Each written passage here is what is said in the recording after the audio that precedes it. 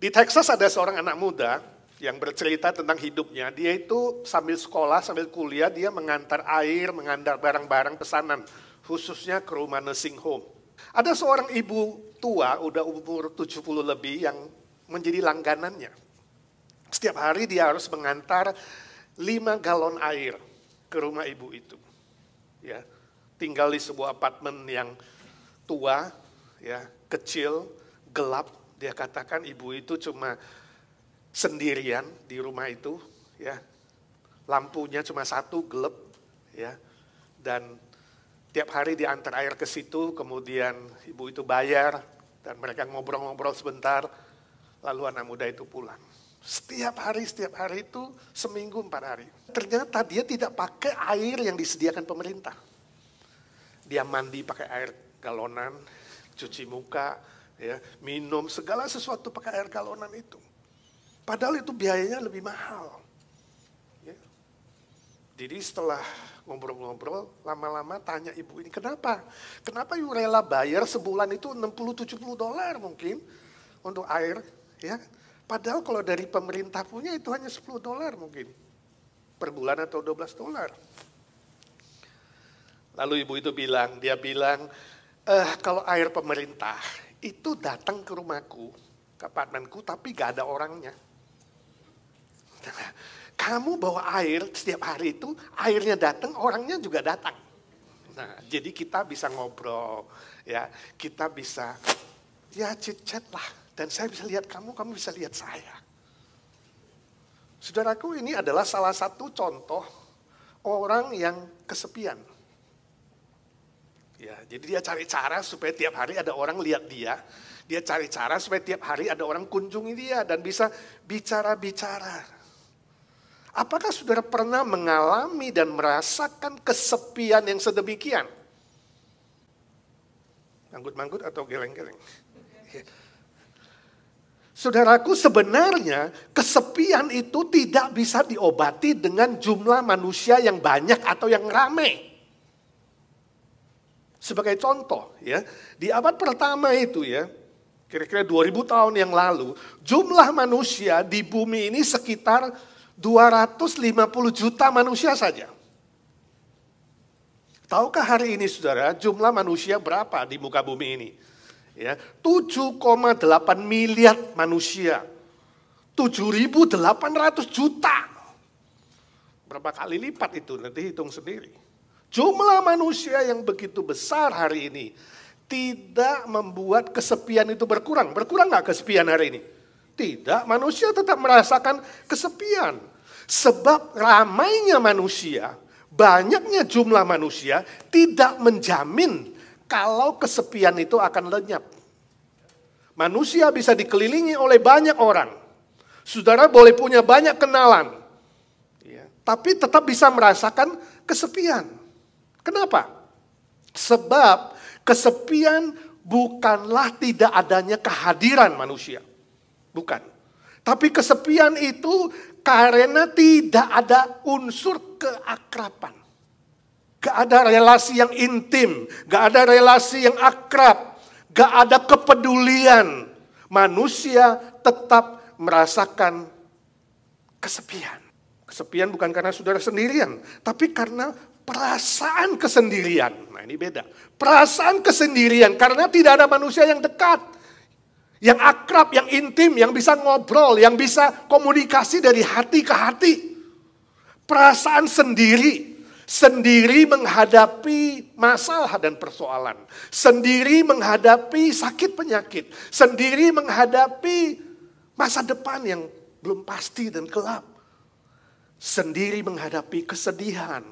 Permisi tanya, apakah saudara punya perasaan seperti itu? Bila ya, firman Tuhan hari ini ingin memberikan saudara obatnya. Injil Yohanes 15 mulai 13 sampai 15.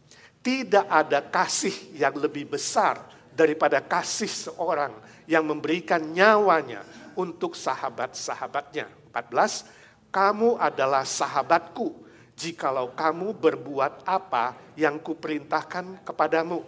15, aku tidak menyebut kamu lagi hamba, sebab hamba tidak tahu apa yang diperbuat oleh tuannya. Tetapi aku menyebut kamu sahabat, karena aku telah memberitahukan kepada kamu segala sesuatu yang telah kudengar dari Bapakku. Itu perkataan Tuhan Yesus. Itu firman Tuhan. Ya, dari firman Tuhan yang kita baca ini, perkataan Tuhan Yesus ini, kita akan belajar 3 obat. Ya, 3 obat kesepian. Yang pertama, cinta kasih dari Tuhan Yesus. Kasihnya yang memberikan pengampunan.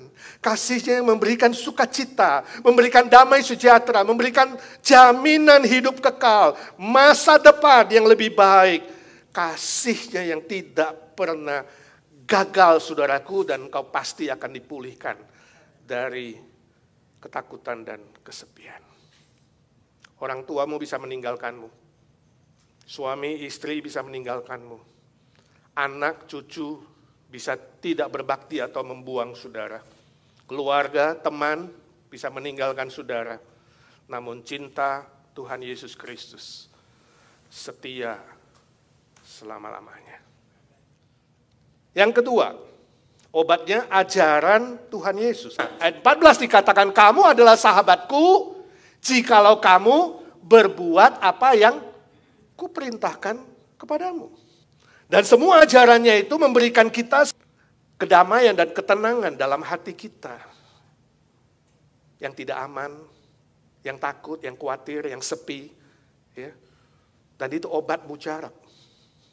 Untuk menghapuskan kesepian dan kesendirian dalam pergumulan hidup ini. Yang ketiga, obatnya kesepian, relasi dengan Tuhan Yesus. Yesus berkata, aku tidak menyebut kamu lagi hamba. Hamba tidak tahu apa-apa tentang tuannya. Banyak hal yang tidak tahu, tapi aku menyebutmu sekarang sahabat. Sebab aku memberitahukan kepadamu segala sesuatu. Saudara melihat ini artinya relasi. Tuhan Yesus membuka hatinya, memberikan kita tahu segala sesuatu, isi hatinya, kehendaknya. Dan dia mau kita juga membuka hati kita. Memberitahu segala sesuatu kepada dia. Ini relasi, ini komunikasi hati ke hati. Relasi dengan manusia itu bersyarat. Relasi dengan manusia sering mengecewakan. Relasi dengan manusia sifatnya sementara. Tapi relasi dengan Tuhan Yesus itu kekal sifatnya, tak bersyarat. Dan tak pernah mengecewakan. Relasi dengan Kristus adalah obat manjur yang menyembuhkan semua kesepian kita.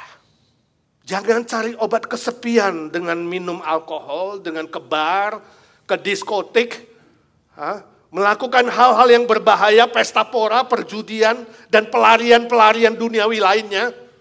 Saudara boleh lari, tapi lari kepada Tuhan Yesus. Lari lebih dekat dengan Tuhan dan kemudian bangun relasi itu.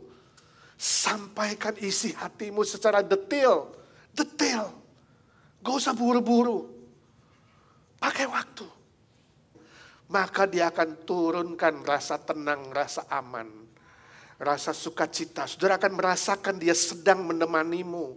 Kamu tidak sendirian. Sebab dia besertamu. Di dalam segala situasi dan kondisi dan segala perasaan. Dia hadir di situ. Dia gantikan seluruh perasaan sendiri dan sepi itu. Menjadi kehangatan bersama dengan dia.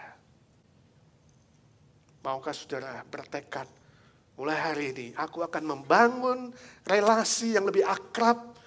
Lebih intim. Lebih indah dengan Tuhan Yesus. Setiap hari, setiap hari. Amin.